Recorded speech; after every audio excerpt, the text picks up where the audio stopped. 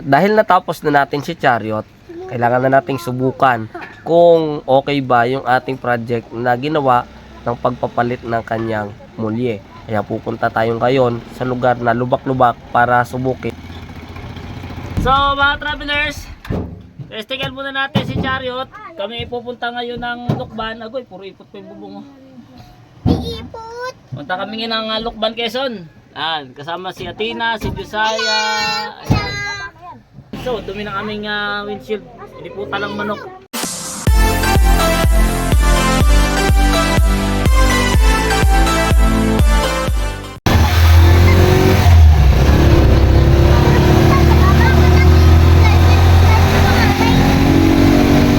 Bayo kong pasahero.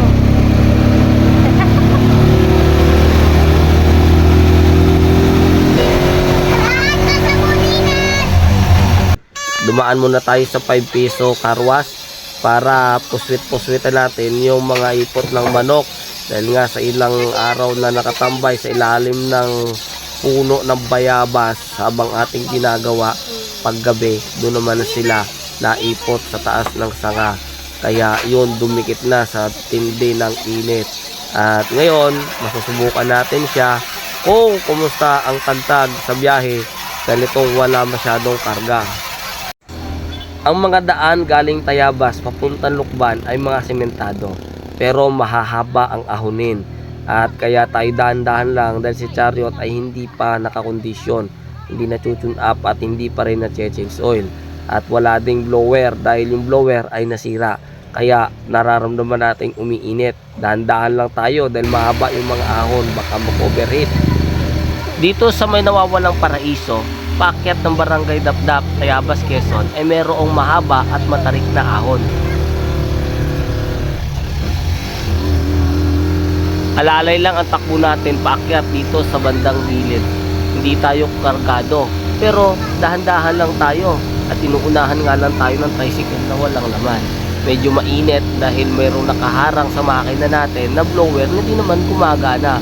Kaya pagdating nga sa bandang taas ay ito na ang nangyari. Habang papalapit kami sa taas, ramdam ko naman na parang nawawala ang puwersa ni Chariot dahil nga sa init. Hanggang sa bigla na lang namatay ang makina.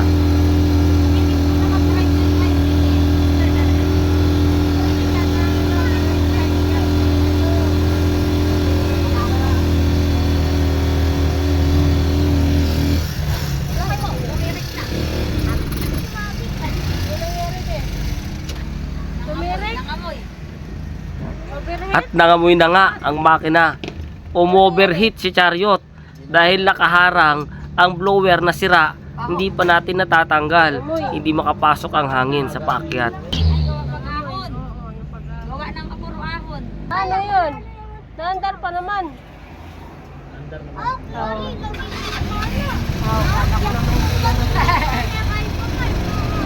Pinagpahinga lang naman natin si Chariot ng mga ilang minuto para medyo lumamig ang kanyang makina. Pagkatapos pinaandar at naputay-utay na ulit tayo. Dito naman ay lumalamig na ang hangin dahil paakyat na nga tayo sa Lukban, nasa taas na tayo ng bundok. May na ang ang battery? Kuya. Ba't hindi na, Dada? Ay, hindi na mahanap pa ba?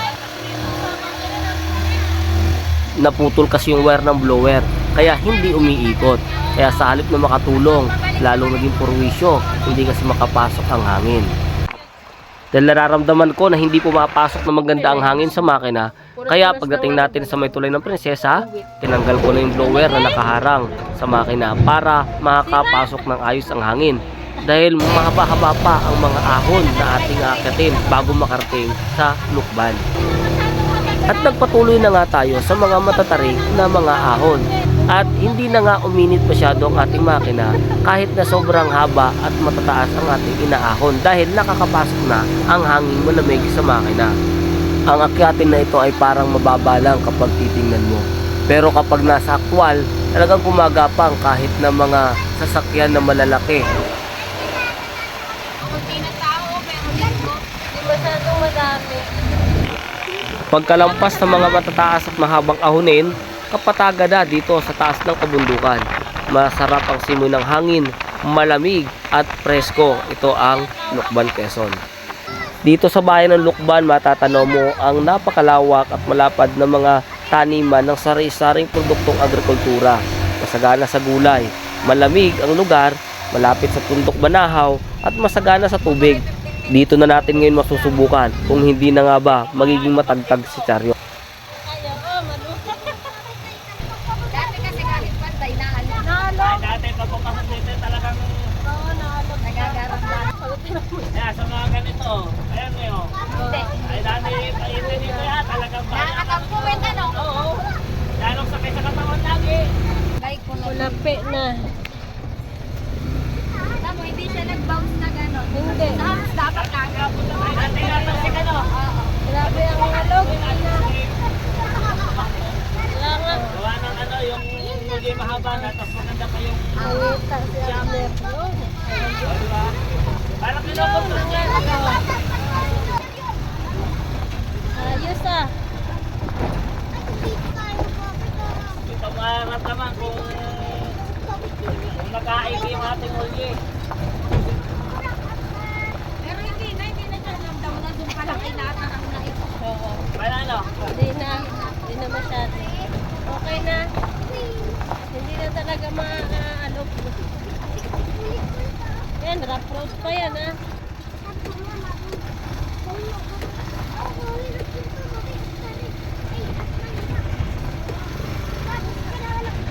Samantalang grabe itong tagtag dito. Yan o. Maganda na ang ano niya laro. Oo.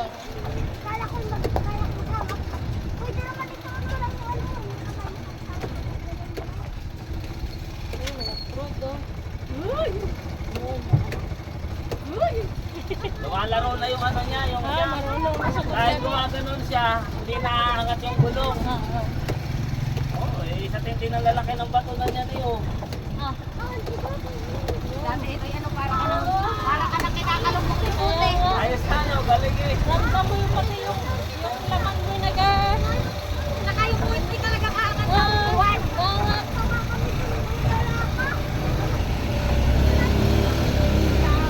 Ah. Kaway-kaway. Ano talang dito yan ang ano dati? Ano? Saya. Magkatulog. Mapaayos ano?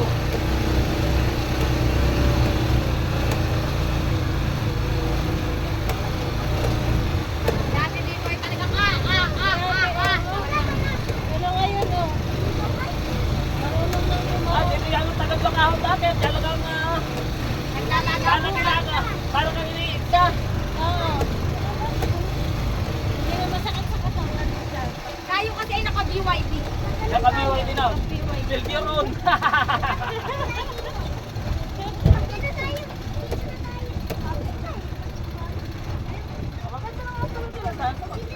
Ayos natin din siya kasi.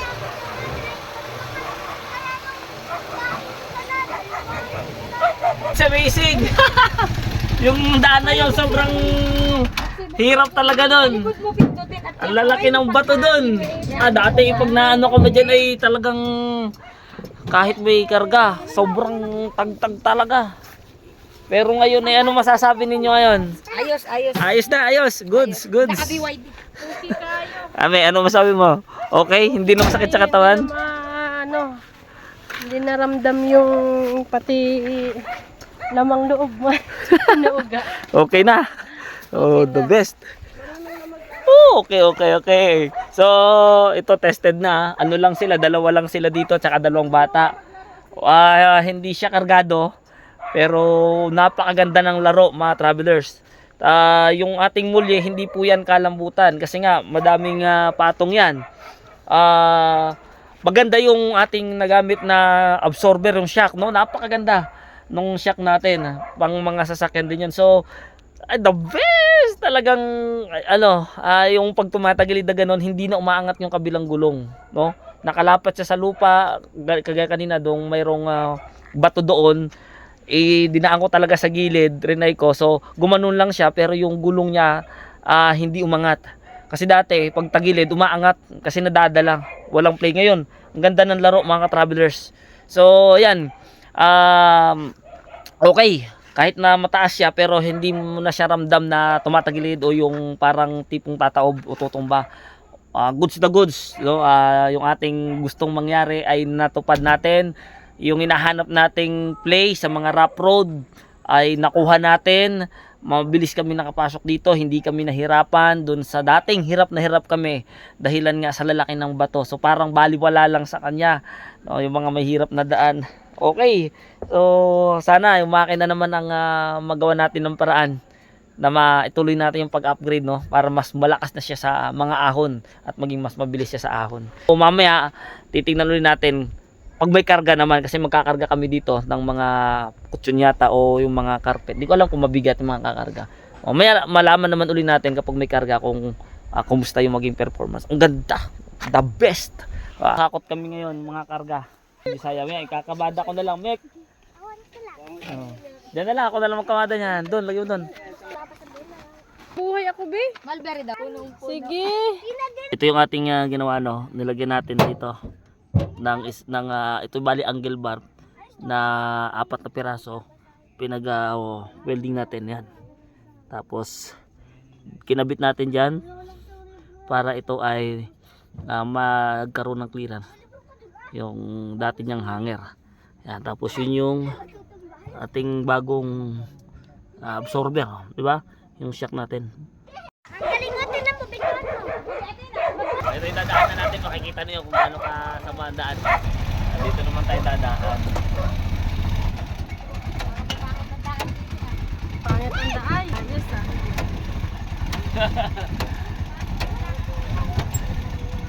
Malalaki ang ano dito, bato.